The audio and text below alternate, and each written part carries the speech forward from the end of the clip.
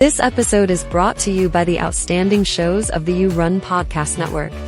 From TV to true crime and everything in between, the network is your home of entertainment. So don't delay. Join in with the fun at yourunpodcast.com today.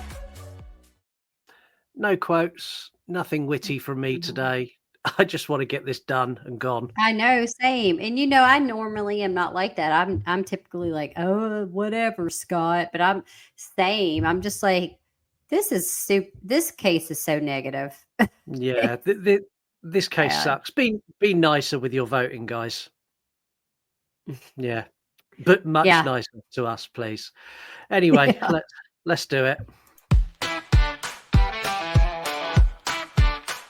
Heather's raging, old news she screams. The newer cases are all that she dreams. We dive into cases both weird and grim, from Zodiac ciphers to Tiger King's whim. We're You Run Podcast, the oddball pair. We're pretty damn good to be fair. You Run Podcast, true crime. Heather's ranting, Scott's in denial. From Manson's madness to Tupac's case, we're serving up crime with a comical grace.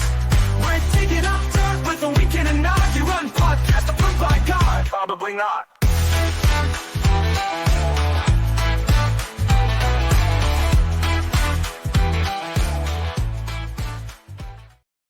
Hello and welcome to the show. My name is Scott. And I'm Heather. And this is the You Run Podcast True Crime, the show where you pick the cases that we discuss and then get a chance to chime in as well. You can chime in really easily. Send us an email, yourunpodcast@gmail.com, or record us a voicemail. It's really that simple. You can do that on X and Instagram. Go to send a DM, push and record. And there is so many people who listen to this show and so few that call in. And I don't know if that's because it's true crime related and it's harder to make witty jokes and be funny. But you don't need to be witty and funny. You can just call in and go, that case was really hard, or this is my opinion on a case. Like, call us. We like to hear from you. And we don't. And it's sad. So call us. Call the show. Do it now. Put it like Blondie. Call me. Yeah. Carry that on. I need a longer sound bite of that. Well, I don't even know all the words to it, so I just like fucked up that little bit for myself because I'm like, call me. Dun, dun. See, I know the tune, but I can't get the words. I'm not a Blondie fan, honestly. I'm not, to be fair. We recorded the first part of this a couple of weeks ago, and I went fully with the intent of diving deep into it the day after that recording. I read about 3 articles. I went, nah, fuck this. I researched this again yesterday and went back into this back end of the case. It's so gross. gross. Man. It's just so it's all true crime is depressing. We're not validating anything. I think there's certain cases that are, if you can even say less depressing, less depresso.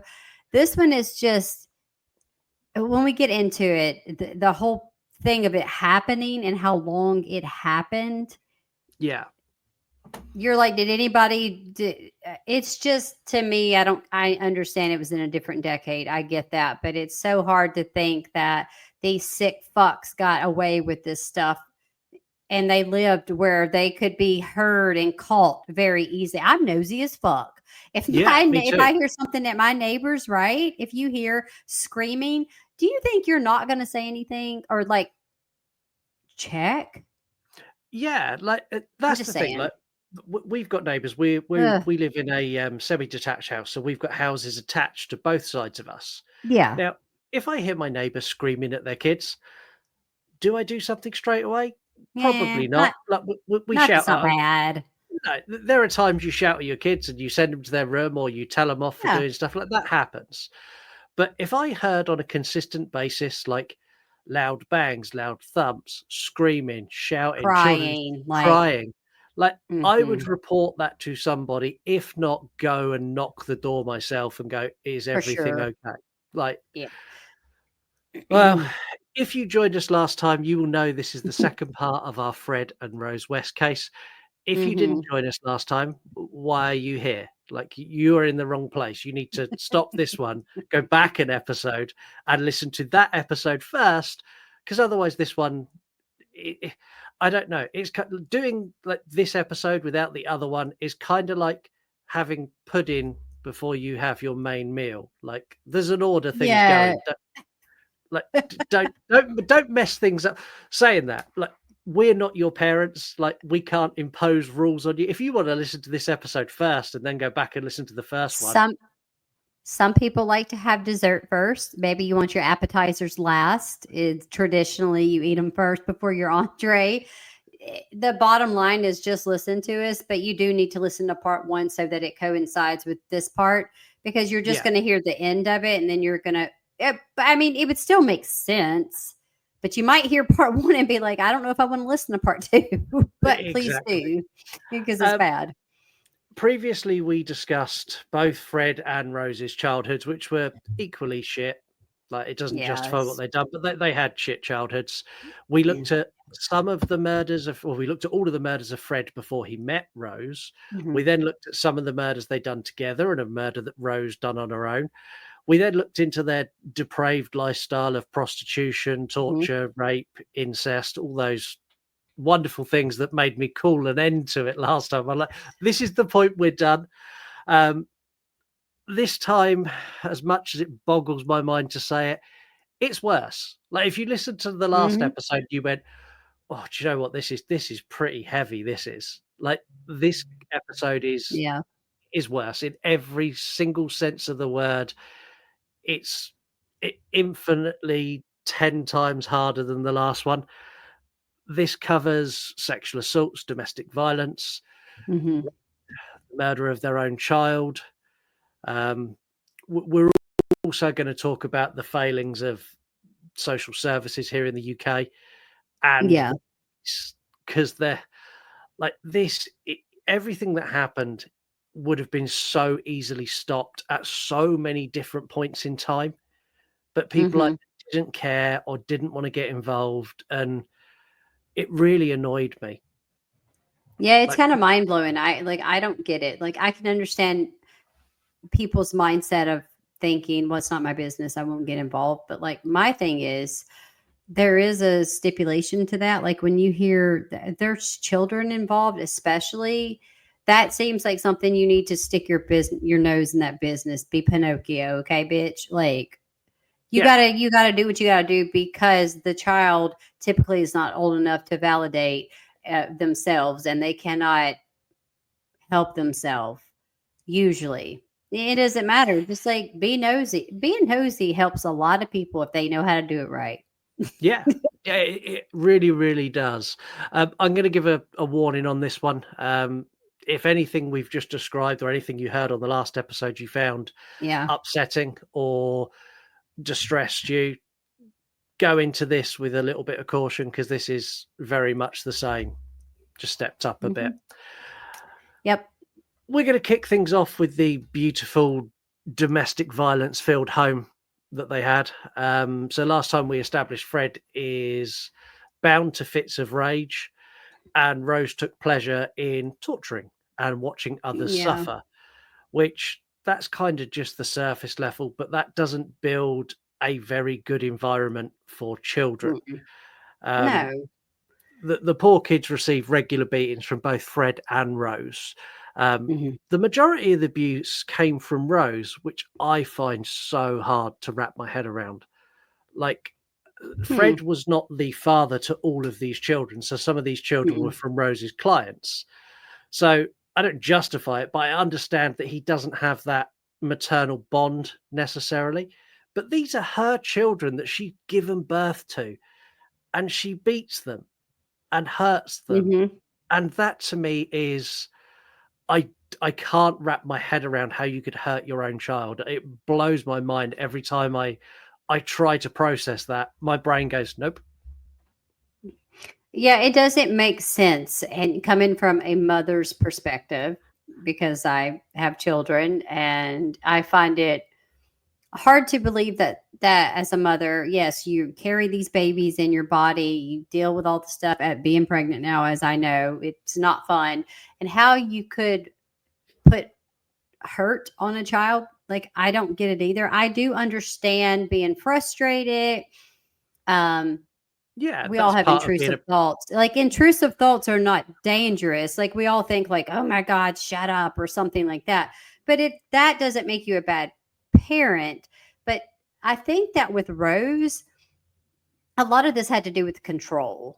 She wanted to control, and that's probably why Fred did not step in so much with that aspect of it, because even though he had control issues too, obviously, he was just much more on the other end of it, of being like controlling the murder output, if that makes sense. That might sound kind of yeah. weird, but like Rose was like, these are my kids. And sometimes there's that entitlement to harm because they're her kids. So she can harm them if she wants. Yeah, and it's just It's so fucked wrong. up. I know it sounds fucked up, but that's literally what I feel like in her mind. It's sort of what it was like. Like, Yeah, and whatever. like the beatings were for various things. Sometimes they were chore related, like a kid wouldn't clean So something right, stupid. or it took them Hmm. too long to do a task. Other times, though, it was just purely because Rose wanted to see them suffer.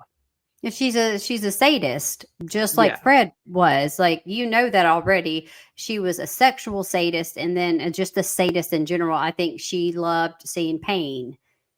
yeah, Again, it's hard to wrap your head around to think that you could have an infant or a toddler or a small child or a teenager, any age group, and that you could purposefully inflict pain on them, mentally, physically, verbally, however. But like to hurt them, and then that makes you feel good. yeah. It's so awful.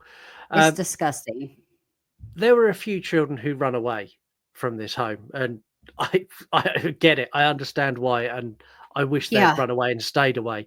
Um, when this happened, the police would return them home. So the West would report them missing. The police would find them, bring them home. Hmm. They would then receive savage beatings.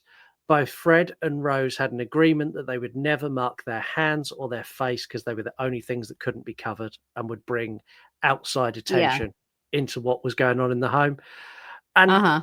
that makes it worse because not only are you beating your child, but you're doing it in a organized, methodical way that you're not going to Hmm. get in trouble. It's it's premeditated, and it's not just their case. Any cases of abuse that you hear about like that, a lot of the times the abusers will not hit the victims in their face or like here lower arms or anything. Like it'll all be like neck down, stomach, back, because they can be covered. Yeah. It's methodical. It's insane, but that's what they do because then they're less likely to get caught. Yeah. I read so many accounts of the beatings that took Hmm. place in this house. I don't want to go through all of them because No. honestly, it's an episode all on its own. Yeah. But there's something that I need to discuss because I'll never get this mental image out of my head unless I talk Hmm. about it. So, Hmm. picture the scene. Picture this in your house, okay? So you've gone in the kitchen, you're Rose West. You've gone in the kitchen, you're looking for a kitchen utensil, and it is missing. She then Hmm. interrogates the children to find out who it was. Now, she comes to the conclusion that it was May, one of her younger daughters, who took this utensil. Um, what she then does is beyond heinous. So she holds May still and she picks up a kitchen knife. I'm going to use the term that the police report used. Hmm. She inflicted light knife wounds across her daughter's chest and rib cage. So what Yeah. that means is that she broke the skin but didn't She go poked deep her. enough. She was poking at her, basically, is another term for you guys Yeah. to envision that. Um, now, as if that wasn't bad enough, this happened while the other children were there and they Yeah. begged and pleaded for her to stop because they were worried she was going to kill their sister. Hmm. I don't understand how you could do this to another person, full stop. But then to do it to Yeah. your own child while your other children are crying and screaming at you to stop is just about the most horrific scenario that I could ever imagine in my head. That's like out of a horror movie awful. It's like worse because it's real life. In like a horror movie, you expect it, right? Yeah, And even in horror movies, Scott, I don't even know if I've seen quite anything as heinous. no, I You see really people being haven't. tortured in a horror movie, and you look at it, and you always, as a horror fan, which rest in peace to Tony Todd, by the way, I'm going to throw that in there. That's made me sad all day today. It's really bothered me. He was a legend, as you said. He's incredible. But to get back to this, I'm sorry. It's just in the horror movie, it seems justified, right? You like something like Saw. The guy is taking revenge, sort of. I'm not a big Saw fan, so sorry, guys, if I haven't synced all the Saws. I'm not a big Saw fan. I like the first one's okay, but after that, they start dropping in quality to me immediately. And it's the same shit. But anyway, it's the whole revenge, like it's a vengeful thing, and it almost kind of makes sense. You justify it as a horror fan, but this is not. There's not a fucking thing that's justifiable of this. No, there's not. And between 1972 and 1992, occurrences like this were regular, daily, every other day, weekly. Oh yeah. During this time, the children were taken to accident and emergency at local hospitals 31 separate times, and not a single time was any injury reported to social services. It was, oh, they've tripped and fallen, or oh, they've done this, or oh, they've done that. And the hospital went, yeah, okay, cool, we'll patch them up and send them home. 31 times. Yeah, you have to know after even like 3 to 5 times, you're like, that kid's not that clumsy. I don't know. It's just hard to I'm not, this is the part of the case where no matter how much reading, I don't understand it. I don't, it's not sticking in my brain. No, and that's not the worst that happened in Cromwell Street.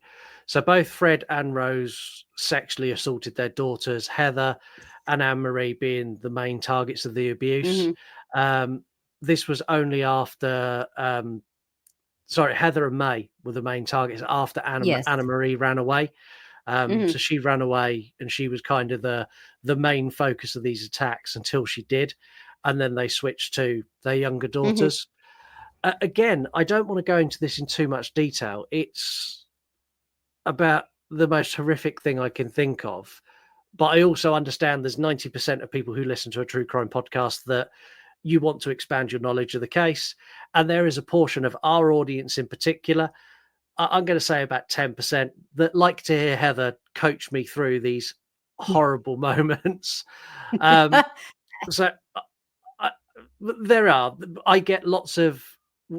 lots of comments, and we get lots of messages when it's a really rough case, and you're there like, come on, you can get through.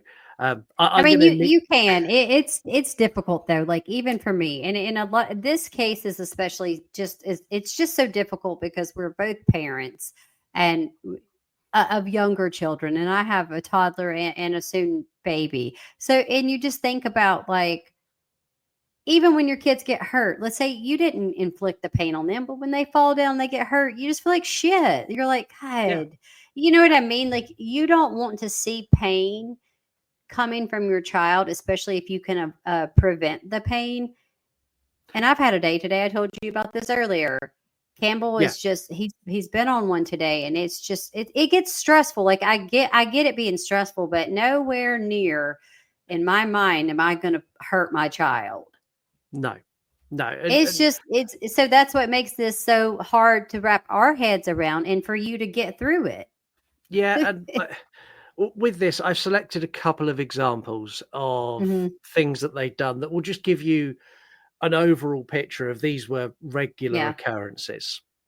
So at 8, Anna-Marie was led to the basement by Fred and Rose West. Rose tore her dress off of her and held her down while Fred raped her.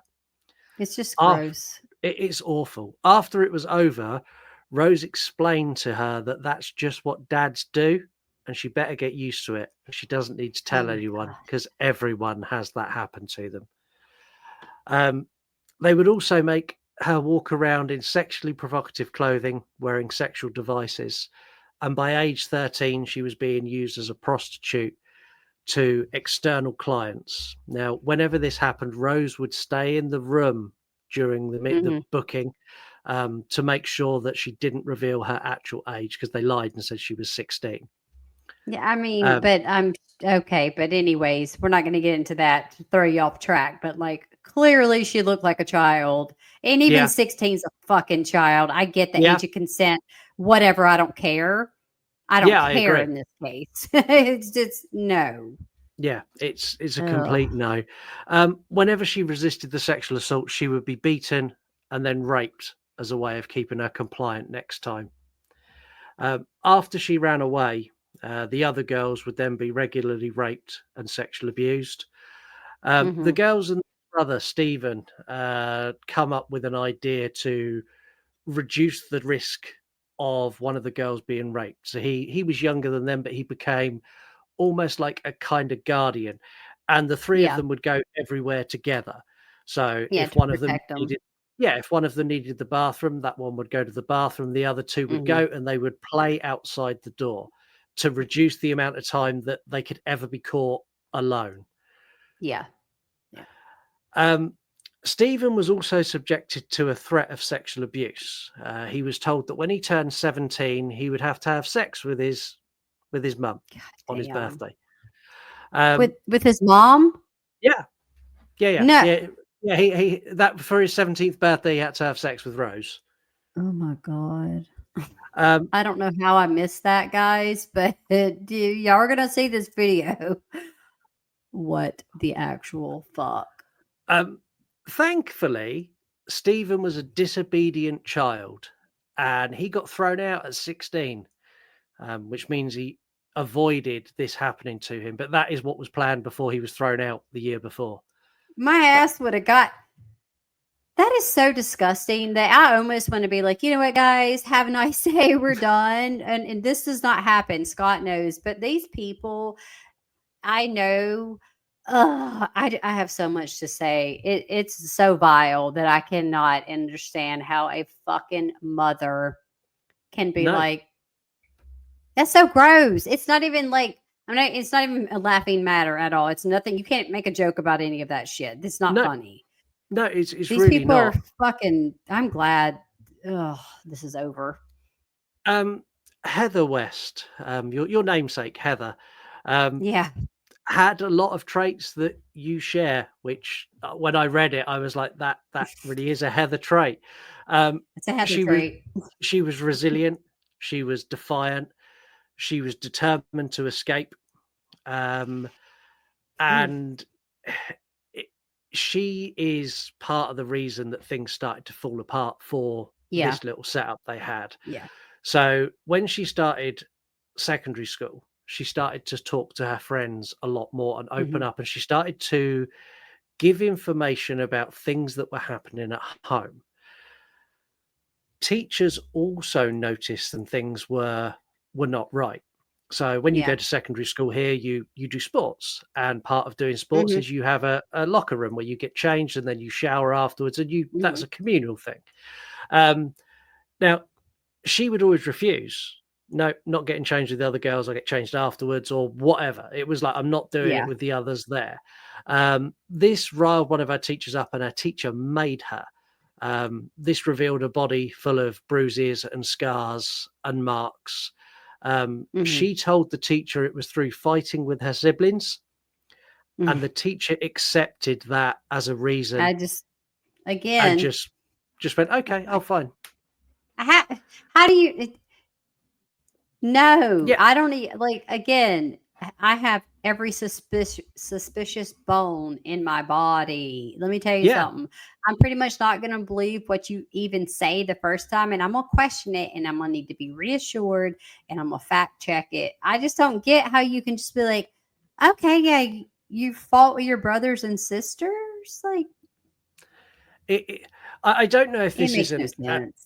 I don't know if it's a time error thing that the teacher's like, well, she's obviously had a beating at home. I don't want to get involved. I don't know if it was that kind of vibe, because in the sort of late 70s, early 80s, it was still okay to to hit your kids. That was still a thing in the UK. You could still give your kids a slap or give them. Oh, it was okay here too. I mean, like, have you Yeah. not seen Carrie? I mean, you could Yeah. be a gym coach and slap them, which she fucking deserved that slap though. I had to just say it. She did deserve to be slapped.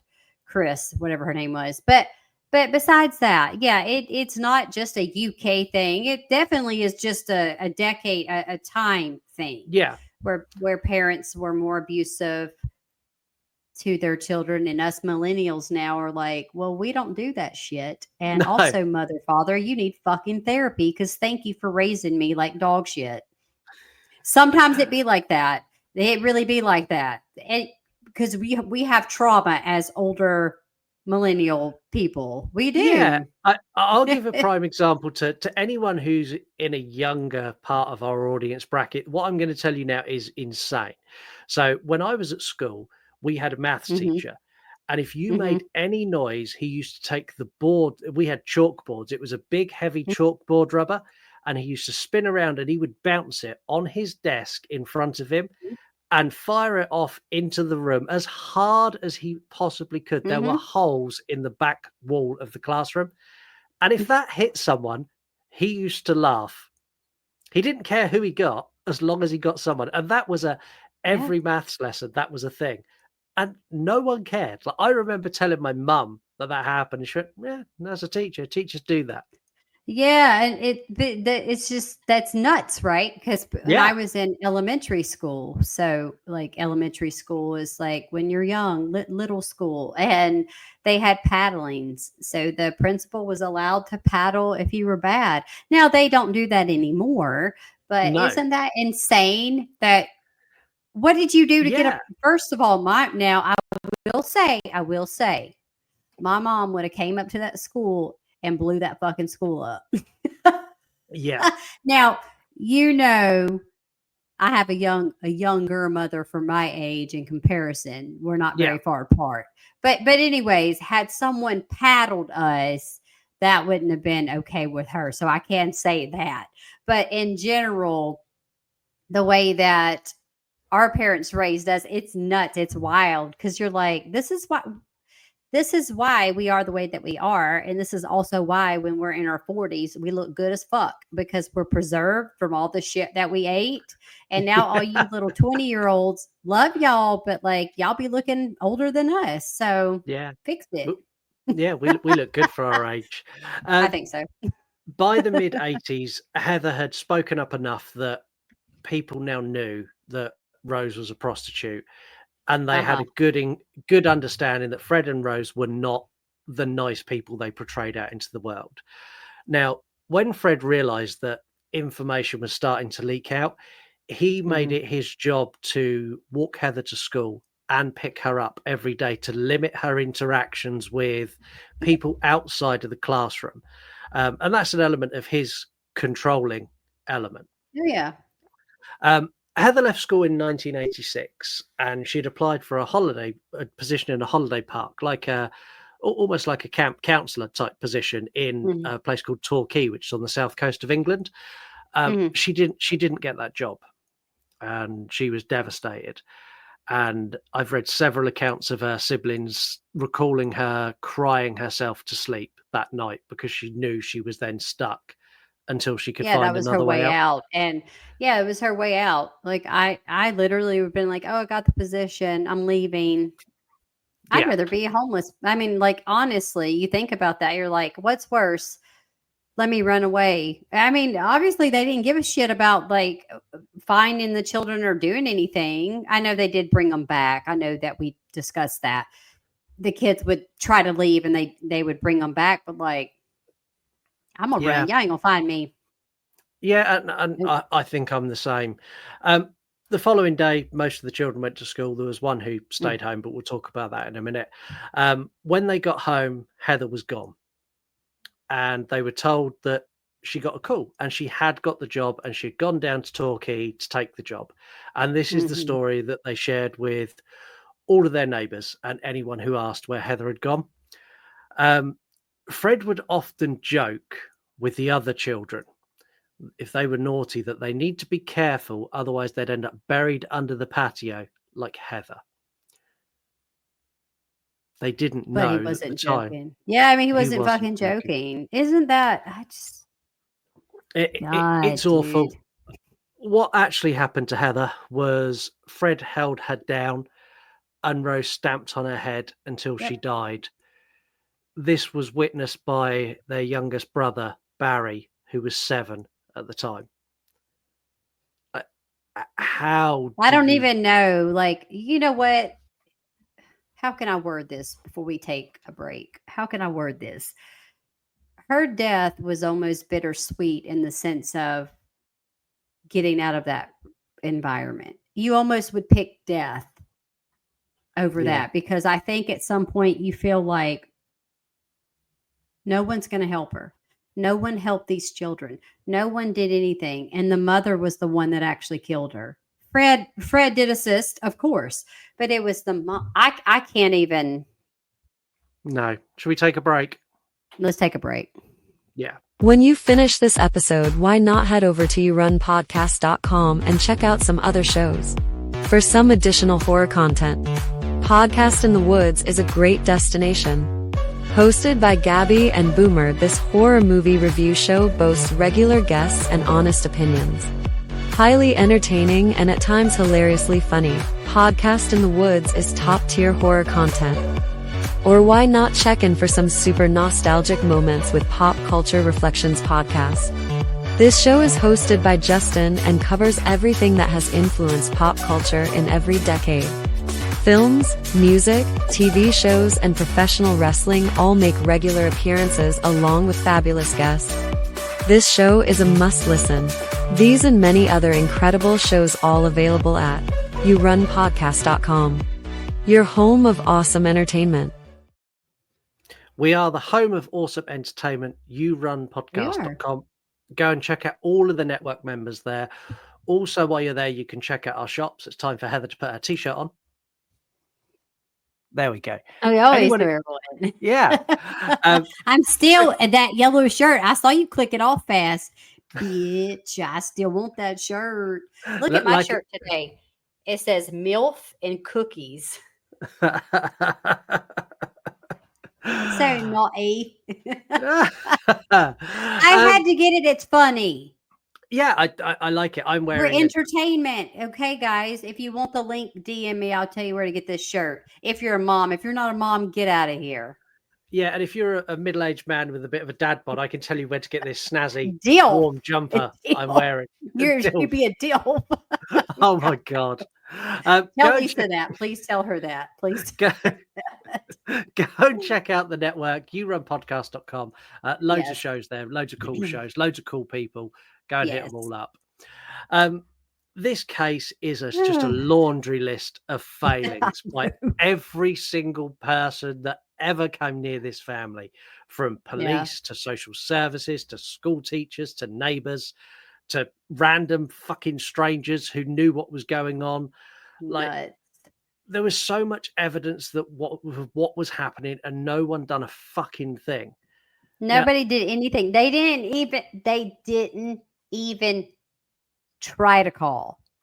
No, they were just like, oh no, that's fine. She has 74,000 bruises on her body. But who plays with their siblings? Like, okay, who plays with their siblings that hardcore? I understand you might roughhouse with your sibling. I never did. I'm the oldest and I have a sister and brother, but I did not play with them like that. That's not what we did. But I also understand you're a guy, a man. If you had a brother, you'd rough. But no, I don't know any families that roughhouse like that. No, is that normal? Not to that extent. I mean, we've got 2 older boys. They're both nearly 18. They're 18 this month and next month. Now, when they were like 12, 13, 14, they were fans of professional wrestling. They would be power bombing the shit out of each other onto sofas. I mean, if it's in a playful thing, but they weren't like vindictively hurting. No, and like you get the thing with like all kids where they sit next to each other and they'll like give each other a dead leg, like that sort of stuff. Yeah, like that sort of stuff. Yeah, they're not leaving big welt marks and bruises and scars on each other. That's not a thing. That's what I'm saying. That's not normal. Now, there was one chance that the police had. They did intervene and they fucked that up as well. So in 1972, Fred and Rose employed a nanny called Caroline Owens. She was 17. Now, they employed her with the sole goal to basically have her for sexual gratification. Gross. And when they tried to come on to her, she was like, "You two can get fucked." And she quit her job. Yeah, I fucking get it. Yuck City. Like, Yeah. no. Anyway. Yeah, and she basically said, "No, fuck you two. That's not happening. You're not touching me. Yeah. I'm not interested in going anywhere near anything either of you have got." And she left. Now, they knew she would regularly hitchhike. So where she lived into town, she would hitchhike on a road backwards and forwards every single day. So they come up with a plan. They were going to kidnap her, rape her, take her home, keep her as a sex slave for a while, and then kill her. Now, what they done is they pulled over when she was hitchhiking, and they used pretense that they wanted to apologize. They offered to give her a lift home and said, "Look, we're really sorry. Obviously, it came off wrong. Get in. We'll give you a lift home. We're really, really sorry." And she agreed, and she got in the car. Now, Rose sat in the back saying that she wanted to have a girl chat. Now, on this trip back, Rose began trying to sexually assault her, and Caroline fought back. Good for her. Fred then pulled the car over, spun around and punched her in the face, knocking her unconscious. When she came to, she was restrained with duct tape and rope in Cromwell Street. She was then drugged, tortured, raped, and sexually assaulted, including having her genitals whipped with a leather belt, and every time she screamed, being smothered with a pillow by Rose. Jesus Christ. After the assault, the Wests explained to her that they'd like her to stay on as the nanny. What the? God damn it. Okay. Now, in a bid to save her own life, because she was very aware the dire situation she was in, she agreed. And she performed chores around the house. She hoovered up, she tidied up, she helped get the kids to bed and stayed the night. The next day, they'd done a trip to the laundrette, and she escaped. She got a chance where Rose turned her back and she was gone. Yeah. When she got home, she told her mum. Her mum called the police.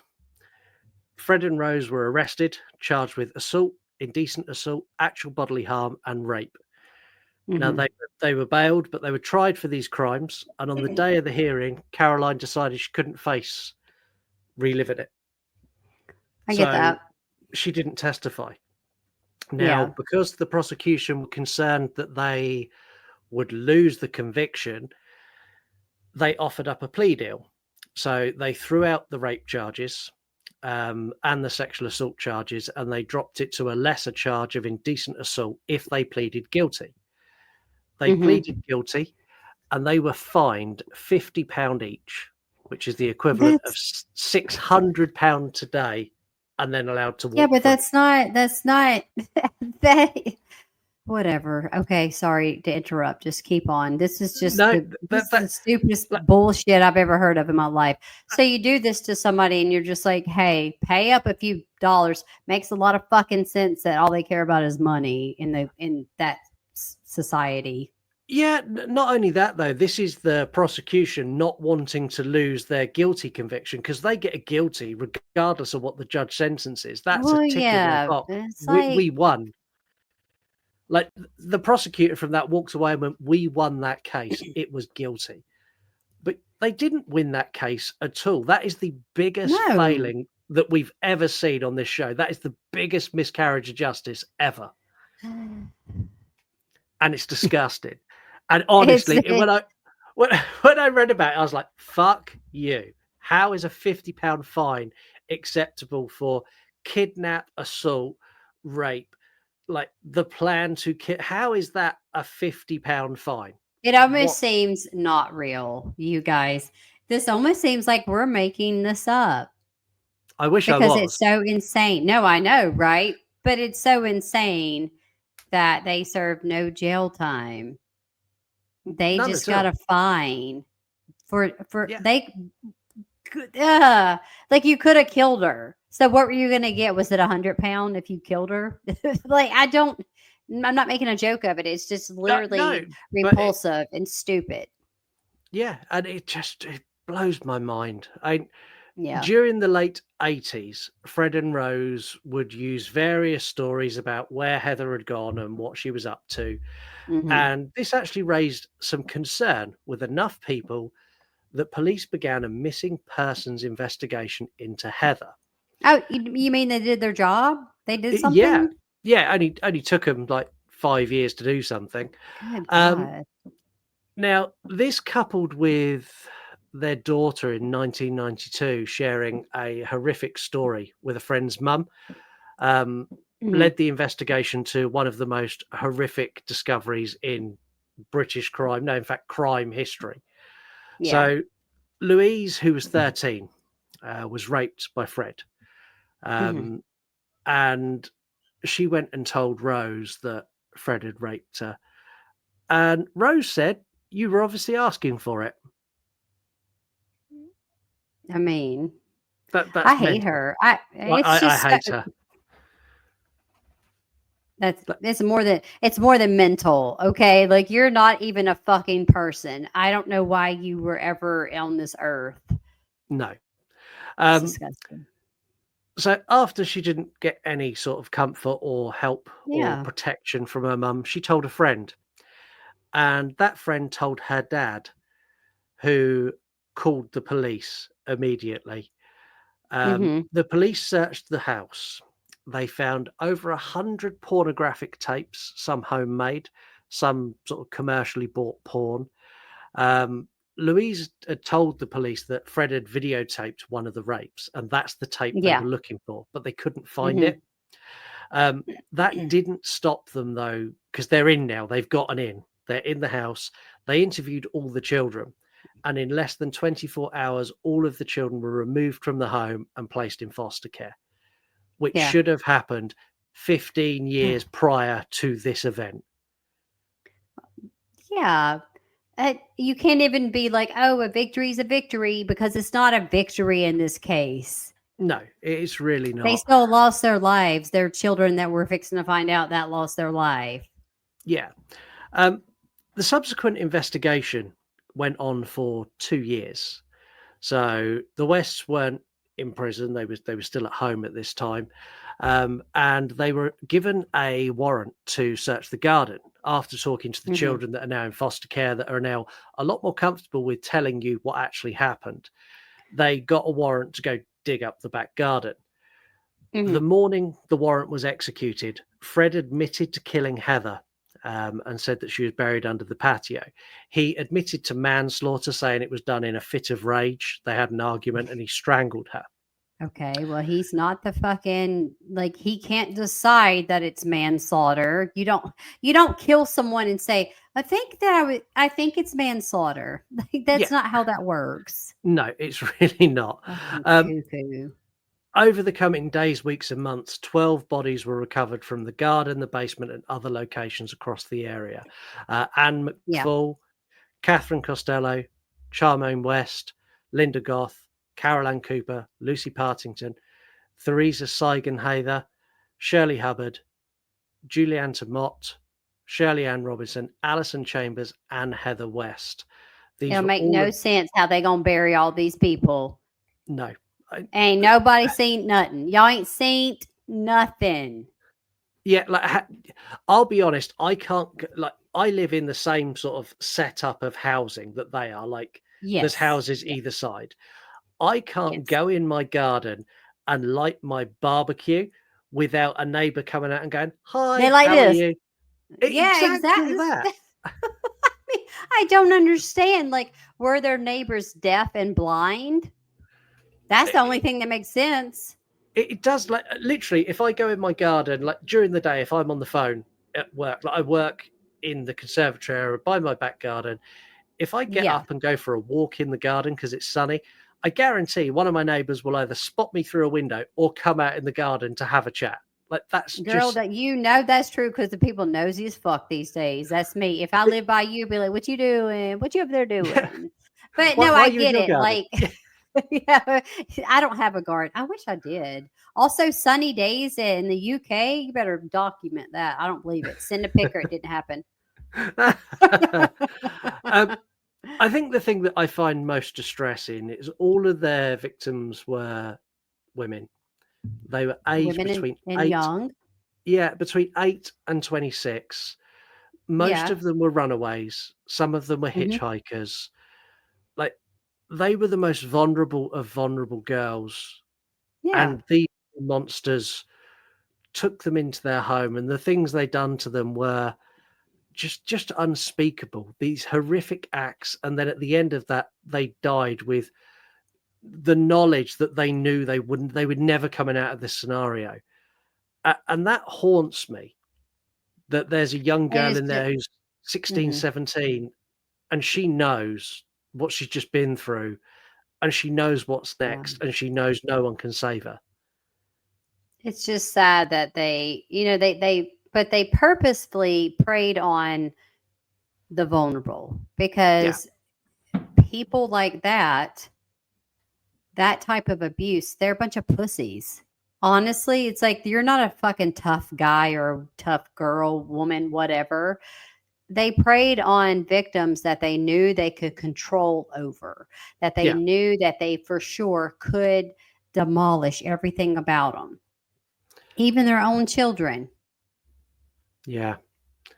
Um, by the end of February, we knew who most of the victims were.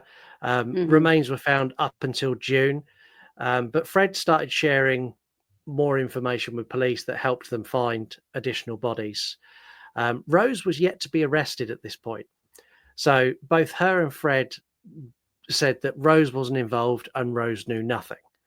Now, thankfully, the police knew that they were 100% full of shit, that they just Yeah. needed enough evidence. So there was a separate charge that came for Rose. So a young girl of 11 accused Rose of sexually assaulting her, and the Hmm. police arrested her for that. And then during the interview process, they led the conversation to Cromwell Street and to Fred. And Rose, like most serial killers and vindictive people, when they get in a room and they're under pressure, they fuck up. And she gave away too much, Yeah. enough that they could categorically charge her and Fred along with 5 murders. Like, they got charged with that. In the lead up to the trial, Fred hung himself. Now, Good. Bye. yeah, I Bye. agree. Now, I always thought Fred hung himself because he knew what he faced. That was always my understanding, but it I don't wasn't. feel that, but No, see, I'd done a lot of digging, and it turns out that the reason that Fred hung himself was Rose basically buried Fred in the press after she was arrested. She's like, "Don't want anything to do with him. It was nothing to do with me. I can't believe yep, he's done this." And then she yep, never replied to any of his letters. And he killed himself because he missed Rose, which fuck, I find weird. get out of here. How can I put my opinion on that? Not my opinion, but something. It's hard to say that for some reason he was so enamored with Rose She was one of his that victims, no, effectively. exactly. She started out as one of his victims, but then became his like his Uh, best pal wife and his what am I work come I can't even a, think of the co- fucking a, word. Okay. The thing is, I don't know if It's, at this point if uh-uh. Fred was in charge or if Rose was in charge, because I get very much a distinct feeling that Rose run this later on. I think Rose had more of the say so over kind of initially what happened. Yeah, And he's the man, he's the fist of it all, if that makes sense. yeah, And it would make sense that she would throw him under the bus because it was like, that's what type of narcissistic, crazy sociopath fucking piece of shit she was or still is. But yeah. it would make sense that she would do that. And also, like, I don't ever like suicide is fucking awful. It's awful. But he did us a favor and I said what I said. Yeah. Why Yeah. let him live on this earth any longer? And he did it to his fucking self over that old geezer. Like, girl, get out of here. Yeah. Rose was sentenced to life in prison without parole. She should have died too. I agree. She's still in prison now and still claims her No, I innocence. know. And she's still alive, guys. Yeah. She's still alive. So she still gets to live, prison or not, but like you still have your life. Yeah, it's wrong. Now, in cases like this, we found this before. There's normally twists and turns along the way. This case has a twist that is particularly dark, which kind of tracks for everything we've spoken about for the last 2 episodes. Yeah. So, when Fred was arrested, Fred confessed to the murder of 30 women between 1972 and 1992. Now, he disclosed locations of 12 of his and Rose's victims in the early stages of the investigation, but he held on to additional information, and it was rumored that he was going to use that later to try and plea out a bit of a better deal, or maybe get Rose sent for more time or whatever. That was his plan. Yeah. On his death, he took the locations and the names of these people to his grave, and it's widely believed somewhere in that area there are another 18 bodies hidden that were That's the fucked up, victims to man. their crimes. It's like that. I can't fathom that. And I looked into lots of other cases that happened around the time. Lots of people who are potentially linked to this, and Yeah. they've Yeah. got a good, solid idea like who some of these girls would have been, and the families that never got closure because these bodies were never found, I think is awful. The thing is that Fred taking his life was a big fuck you to everyone. A fuck you to Rose. A fuck you to the families, the victims. It was just a big fuck you because it was like, ha, ha, ha, who gets the last word?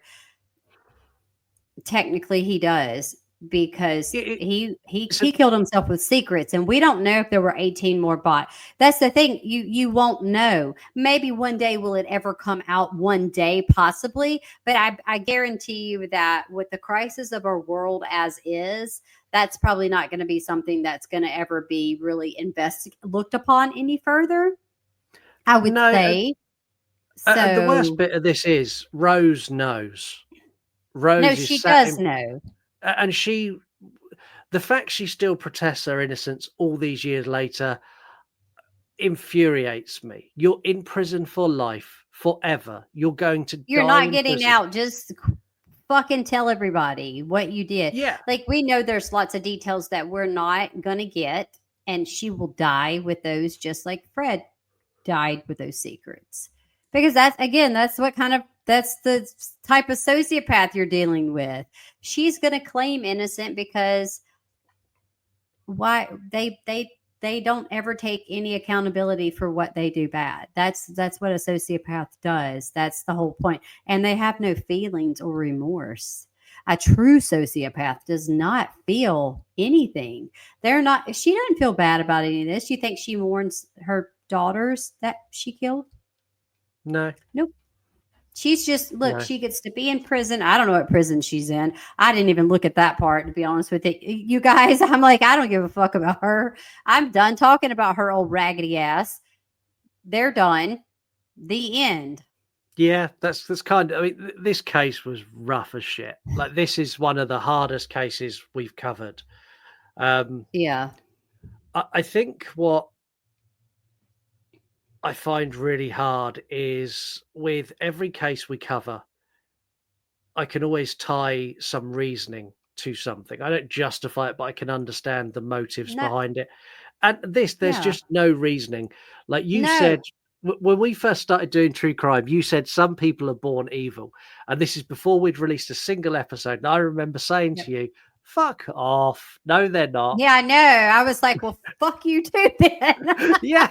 But you're on my coattail, you know. Oh, you are 100% right. Because these two were a lot. They're a prime example. Yeah, some of it was caused by circumstance in their upbringing, but exactly they were evil at the purest form of that word. They are absolute monsters. They're just monsters. The 100%, they are definitely monsters. There's not much more you can get. Like, what else can you say? Yeah, there is nothing else to say. There is a lot that we didn't cover in this case. So there's 12 victims, and we only covered some of them. If you want to go and find out more, you can. But I didn't think it was beneficial to you, and definitely wasn't beneficial for me to talk through what happened to all of these girls. It's horrific what happened. If you want all the individual details, you can go and find that really easy. But I wanted to give you more of an overview of how horrible these people were, as opposed to going through and going, they done this and they done that.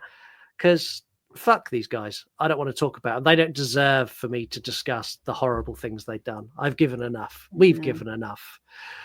Is there anything else you want to talk about these two people before we close this case, walk away from it, and never ever look back and go on to They something? can burn in hell. Burn in hell. Happy holidays. Yeah.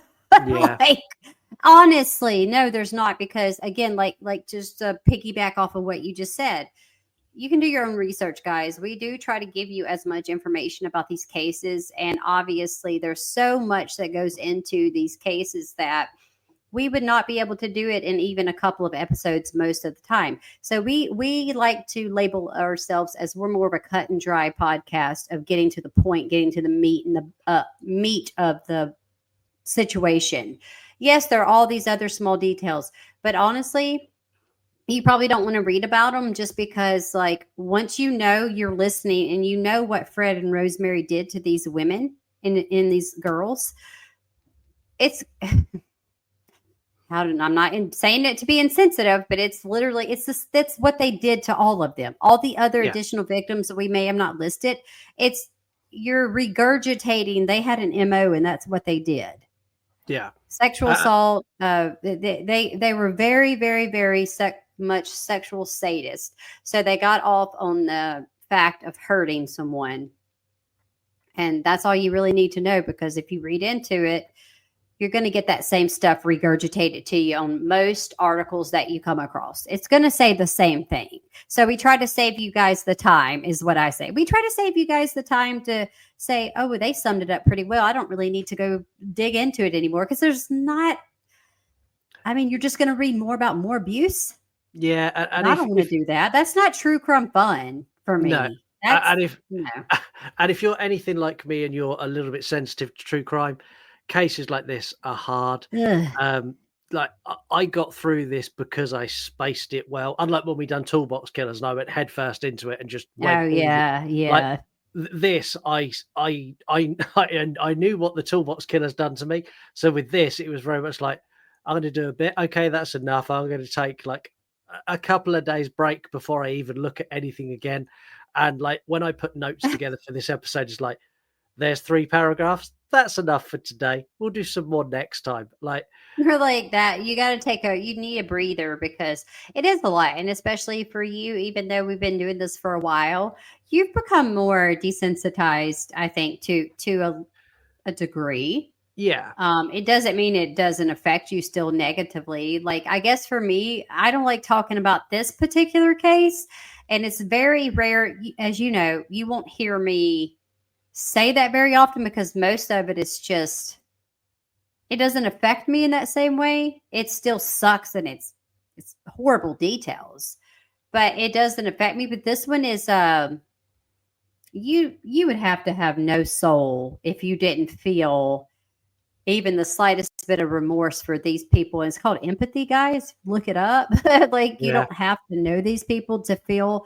And I just can't imagine the pain and the torture, and being a mom and you're a parent too, you're a dad, you know how it is. Like, I can't imagine inflicting that any type of pain, even when I accidentally maybe raise my voice too much at my kids, which doesn't happen a lot, believe it or not. I'm pretty chill mom. It still makes me feel bad. Like, I don't want to have to get on to them. Yeah, and we're the same in this house. So it's very rare I'll raise my voice. And if I raise my voice, 9 times out of 10, like, my youngest children, if I raise my voice, like one of them will cry because they're like, "Fuck, what was that? Dad doesn't I do that." know. It's I like know. I've raised my voice with the elder boys where they're like, we had an incident not that long ago where one of them come home so drunk. They done what we done when we were younger. They went out, sat in a park, got steaming drunk, and come in, and then they were like Oh, falling God. around the kitchen. And I was trying to sort them out, Because and they're I lost. stupid idiots. You got to hide it better. Yeah, and I lost my temperament. Will you fucking get up and get upstairs? This is like 4 o'clock in the afternoon on a Oh, Saturday. yeah.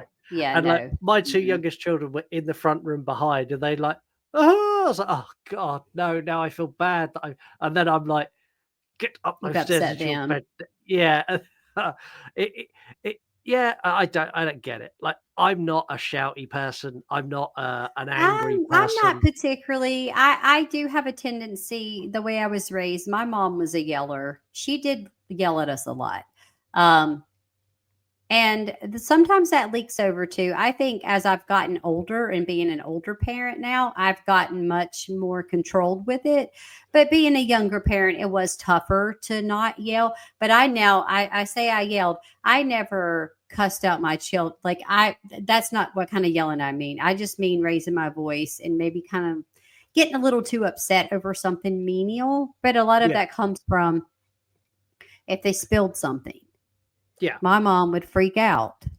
Yeah. And my I had parents to would as well. retrain my brain. Well, I had to, but that's what I'm talking about, that generational trauma that I will not allow to inflict on my children now because it's not fair to them. They're kids, they fuck up, you're going to make mistakes, you're going to spill shit. I have a toddler.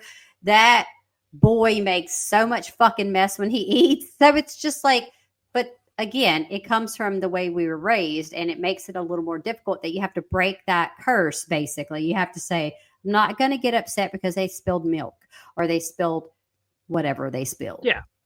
Yeah. Because you can clean it the fuck up and shut up and get over it. We're adults. We have to regulate our emotions so that our children learn how to regulate theirs, because as you know, having younger children, when they were much younger, they can't regulate. They're going to fucking cry and you don't even know why. And you're like, why are you crying? They don't know. They do. But anyways, this isn't a parenting podcast, but it does flow into our case. No, I mean, it goes with the case. Maybe we need a parenting podcast. I reckon we'd do that really well. Hey, we'll do one for the new the millennial parenting podcast. And it's like getting over your generational curses with Heather and Scott. I'm just saying. It's hard work, y'all. It's hard work. First 12 episodes about parenting in the 80s and 90s, and then we'll move into how we now do it. Yeah. Yeah, we're on that whole like gentle parenting thing, but we do have some spice. Like say I like gentle parent with a little kick of pepper in there every little bit, right? Because I'm like, don't lie, don't fuck around, don't piss me off kind of thing. But I would never, I do not call my children names. I don't berate them or belittle them. We don't talk about things like, oh, you made A's and you didn't make an A, you're smart. No, we do not fucking do that because I have a no bullying. I bully my husband, but that's a little different. He got me pregnant. But I don't bully my children like that. Like, it's okay. No. If you make a D, you made a D. You still smart? I don't give a fuck. So what? I made D's. Like, people make bad grades. But long story short, we parent with a lot more affection and love than I believe I was parented with. Yeah. Yeah. I know for sure. We're an affectionate household. We hug, we kiss. I have a toddler who likes to have his little weird kissy sessions with me. I'm like, boy, get off me. Get off me. And you know, yeah, that's normal. That is that's a normal household, and like I think so. And this case is as far away from that as you could possibly get. That's what I'm saying. We're just trying to bring a little sunshine on a cloudy day, and it's just you know, at the end of the day, if it's hard, and I always say this: if you find it hard to parent and it's tough on you, it's only tough for good parents, is what I say. When it's real hard, it's because you're a really good parent and you're trying your best. And kind of my little PSA, I guess, is like, don't be too hard on yourself. And it's okay you will lose your shit sometimes. You might raise your voice. Nothing is unrepairable in that aspect. You know, the best thing that you can do is if you raise your voice or you kind of get a little more mad, take a deep breath, think about it. Always apologize to your child. Even if they're too young, apologize. Because I think that builds that level of trust, right? So you messed up and then they see that, it helps them regulate to say, okay, well, mom or dad messed up, but it's not my fault. That's my PSA. Yeah. It's hard enough to be a fucking parent as it is. We don't want to fuck our children up. I don't. That's my goal. No. Like, y'all just be somewhat normal. That's all I need. Don't kill anybody. Yeah. Don't become a serial killer. I don't care if you make D's, right? Yeah. Just don't be a piece of shit. Don't grow up and be that person. Please don't have a crock pot full of penises. Jesus, please no. Yeah, and I think that's a perfect place for us to say goodbye. Wait, it's a holiday recipe, old Dahmer's recipe. You didn't know about it? Cock a van. I might make something in my crock pot soon. Not penises. I swear to God, I don't even know enough. I wouldn't even be able to fill it up. I don't even one penis. I don't. Okay, right, guys. Anyway, take us away. I've had enough of that. Get us out of here. Okay, guys.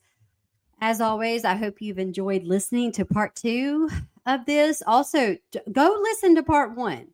Because I think if you can get through part 1, you'll definitely get through part 2. Because I think we did an amazing job at being ridiculously insane. Because that's what we do here at the You Run podcast. But you guys, as always, again, thank you for listening. And stay safe, stay spooky. And we'll see you next time. Bye. Bye, guys.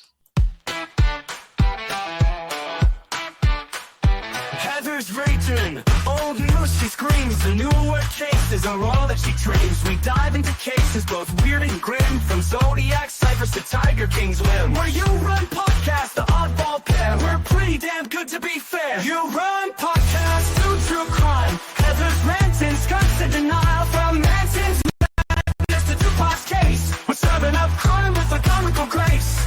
We're digging up dirt with a weekend and nod. You Run podcast, approved by God. Probably not.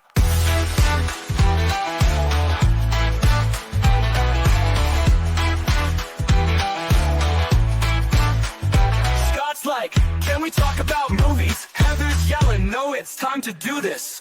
We're trapped in a world of murder and gore, but hey, at least we've got podcast galore. Toolbox killers are chilling affair, but we're adding our humor to ease up. You Run podcast, do true crime. Heather's ranting, Scott's in denial, from Manson's madness to Tupac's case. We're serving up crime with a comical grace. We're digging up dirt with a wink and a nod. You Run podcast, approved by God. Probably not. Probably not. Probably not. Probably not. Scott's like, can we talk about movies? Heather's yelling, no, it's time to do this. We're trapped in a world of murder and gore, but hey, at least we've got podcast galore. Toolbox killers are chilling affair, but we're adding our humor to ease up. You Run podcast, do true crime. Heather's ranting, Scott's in denial, from